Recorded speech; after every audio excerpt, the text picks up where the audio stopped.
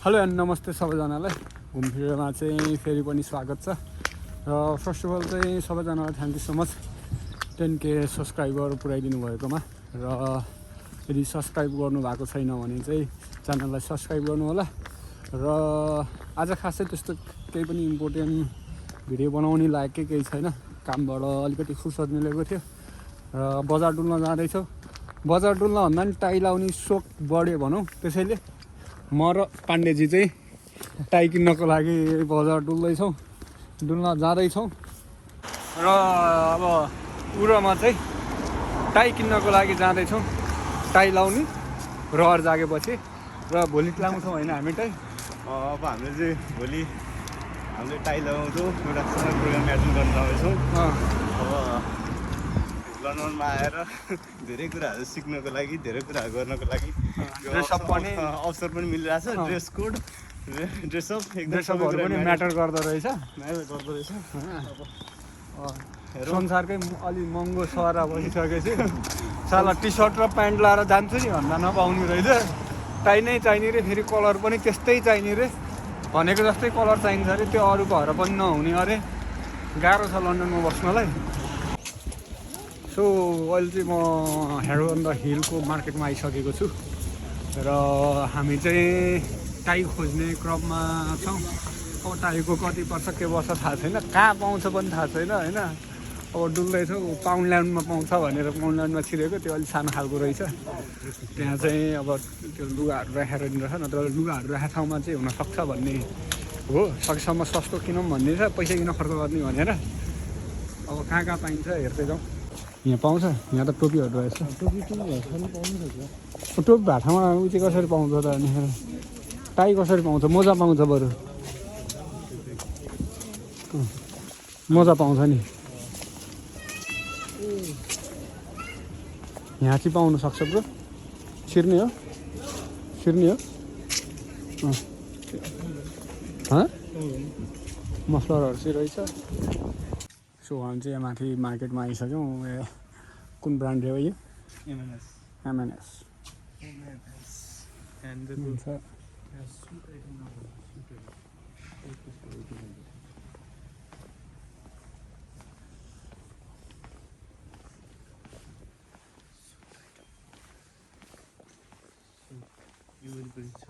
हामीले चाहिँ यहाँ टाई भेट्यौँ ब्ल्याकमा। एउटा 16 पाउन्डको, एउटा 10 पाउन्डको रहेछ यार। कस्तो महँगो। नेपालीमा कन्भर्ट गर्दा कति भयो? 10 पाउन्डको 2000, 1900, 1800-1900 उस्तै पऱ्यो अरे होइन। नेपालमा 1-2 हजार थपेर त कोट प्यान्ट टाई साइज सब आउँछ होइन।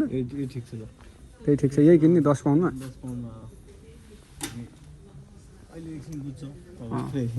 बुझेर आउनु, अरू सस्तो पाउँछ कि होइन। सो अलराइट गाइज, हामीले चाहिँ त्यहाँ हेरौँ, प्राइस साइज हेरौँ। अब सामान चाहिँ क्वालिटीकै थियो होइन, भोबालै थियो। अनि यसो क्यालकुलेसन गऱ्यौँ। एउटा सर्ट प्यान्ट अनि टाई किन्दाखेरि लगभग 15,000देखि 20,000सम्म खर्च हुने भयो। सर्ट प्यान्ट खर्च हुने भयो। सो अब हामी अलिकति अहिलेलाई सस्तोको लागि खोज्छौँ। यहीँ हो कि मैले भन्ने ठाउँ। यहाँ एक्चुअली हामी यहाँ छिर्छौँ होइन। त्यसपछि चाहिँ अनि कहीँ पाएन भने फेरि त्यहीँ जान्छौँ है त। घन्टाडा यहाँ रेन्जमा यही सुरु त्यहाँनिर कति थियो थाहा छ? त्यहाँको यही सुरु धेरै फरक छ। 89 पाउन्ड थियो। मैले अस्ति यहीँ देखाएँ हो। ब्ल्याक जस्तो भयो नि हुन्छ।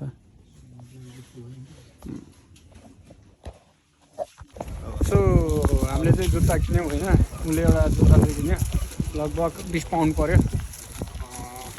ब्ल्याकको। अब ब्ल्याकमै चाहिएको थियो, ब्ल्याक खालको। अब त्यो कस्तो खालको जुत्ता भन्छ त्यसलाई थाहा छ?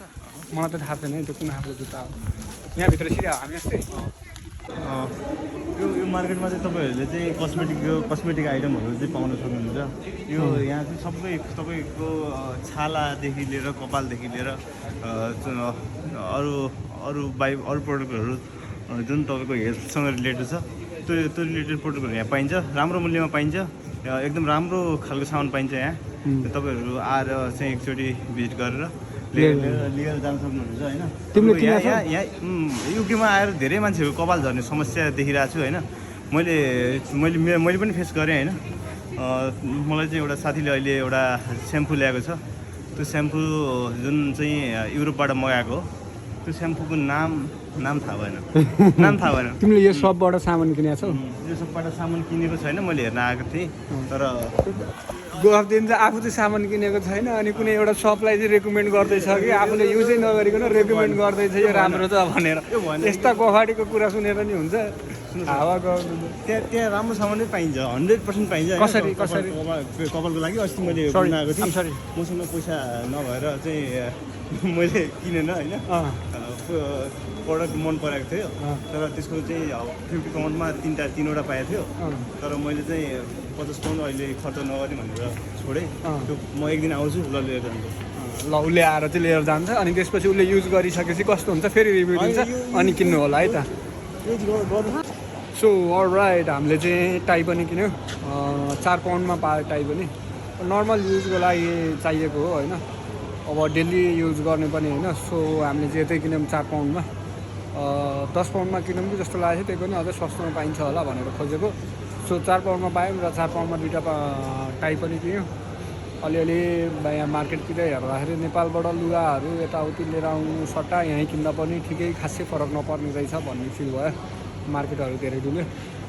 बाई चान्स मैले तपाईँहरूलाई चाहिँ मार्केट देखाउन सकिनँ। प्राइभेट प्रपर्टीमा चाहिँ अब भिडियो नखिच भन्छ उनीहरूलाई सोधेको मैले। अब नसोधी खिच्ने कुरा पनि हुँदैन। सो होलोबर आजको दिन चाहिँ यस्तै नै भयो। मार्केट डुल्यो, अहिले धेरै कुराहरू थाहा पाएँ, बुझ्दैछु, जाँदैछु।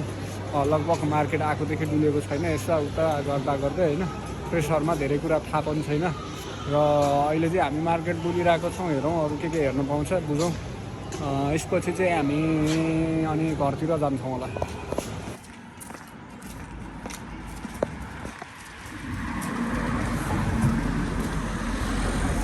ल सुदीप पाण्डे, तिमीलाई टाई कस्तो किन्यौ? टाई यो ब्ल्याक टाई, यो चाहिँ ठ्याक्क हामीले कहाँबाट किनेको? प्राइमार्कबाट। मैले किन्दा चाहिँ जहिले एउटा न एउटा फल्ट आउँछ, टाई पनि फल्ट छ कि भनेर हेरेको। त्यहाँ चाहिँ नहेरिकन लिएर आएँ। टाई हामीले 2टा किन्यौँ। अब हाम्रो ड्रेस कोड रेडी भयो। अब जुत्ता कस्तो किन्यौ? खोइ ब्ल्याक सु यही छ। यो चाहिँ सुजोनबाट किनेको। यो चाहिँ युकेमा यसको 330+ शाखा रहेछ होइन सुजनमा। अब तपाईँले अब आफूलाई ठिक लागेन भने 1 विकमा चाहिँ रिटर्न गर्न सक्नुहुन्छ। आज हाम्रो यस्तै अब अरू सामान्य खानेकुराहरू किन्यो भोलि पर्सि खानको लागि। अरू सबै ठिकै छ, राम्रै भयो। आज गयो, इन्भाइरोमेन्ट पनि ठिक थियो, रमाइलो भयो। अनि हामीले चरालाई आरो खुवायौँ नि, चारा त्यो पनि खुवायो होइन। त्यो गर्दा कस्तो आनन्द फिल भएको थियो। तर मेरो साथी त्यहाँ रिसाइरहेको थियो विशाल, मलाई त्यो मन परिरहेको थिएन। अब चाहिँ त्यसरी नरिसाउनु म आग्रह गर्छु। Okay, by. वेटरले के लिएर आयो? मैले के आइटम हो? Chicken butter, chicken mutton. Butter सरलाई सर्भ गर्नु, सरलाई सर्भ गर्नु। रिटेक यसमा के हाल्छ? चाउमिन यसमा थुक्पा, त्यसमा नुडल, त्यसमा नुडल। मलाई के थाहा, मैले कहिले वेटरकै गरेको छैन। एउटा यसमा चाउमिन, यसमा चाहिँ राइस। ल ढोका लाएर जाऊ न उता। ल कमिन। सर के ल्याउनु भयो सर? सर यो राइस। राइस।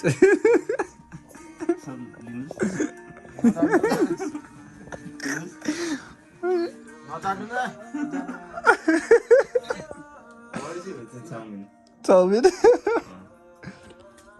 राखेर नबस्दैन गर्नु होला नि। साला जिन्दगीले के देखायो। के देखायो? नेपालमा जुन एउटा खालको चाहिँ प्र्याक्टिस थियो हाम्रो, कहिले पनि कसैको अन्डरमा नबस्ने, कसैको कहिले पनि यस्तो खालको सर्भ गर्ने कामहरू हामीले खासै त्यो धेरै गरेनौँ होइन। हस्पिटालिटी सेक्टरमा काम त गऱ्यो, तर यसरी सर्भिस दिने डाइरेक्ट यस्तो कामहरू हामीले गरेनौँ होइन। तर अहिले चाहिँ यहाँ आएर चाहिँ यस्तै कामहरू जुन वेटरको काम अनि होटल रेस्टुरेन्टमा अरू कामहरू पनि होइन अनि त्यसपछि अनि अब अरू ठाउँमा वेयर हाउसतिर होइन अनि जुन हामीले नेपालमा चाहिँ जुन कामलाई चाहिँ हामीले खासै त्यस्तो वास्ता गरिँदैन थियो तर त्यस्तो कामहरू यहाँ आएर चाहिँ धेरै नेपालीले गर्छन् हामीले पनि त्यही गर्छौँ यो जिन्दगीको सुरुवात जस्तो लागिरहेछ यहाँ आएपछि क्युटी भएर हामी हेरेको हेरै कता पार्टीमा हेरै हामी हेरेको हेर यस पार्टीमा ब्रो आज ट्याक्क सुट लाएर कि बुट लाएर कि के लाएर सब चिज लाएर ट्याक्क कालो सर्टमा कालो टाई लगाएर के गर्नलाई जान्ला अब आज चाहिँ हामी पार्टीमा जाँदैछौँ अब ठ्याक्क लाएर यो पाउन्ड कमाउने रहर जागेपछि पाउन्डले तानेपछि टाई पनि लाउनु पर्यो सर्ट पनि लाउनु टाई पर्यो सर्ट सटक्क मिलाएर सर र अब हामी जाँदैछौँ आज घन्टाको 16 कमाउन गाह्रो छ नि दोस्त ल सब साथीहरू तिमी जाँदैनौ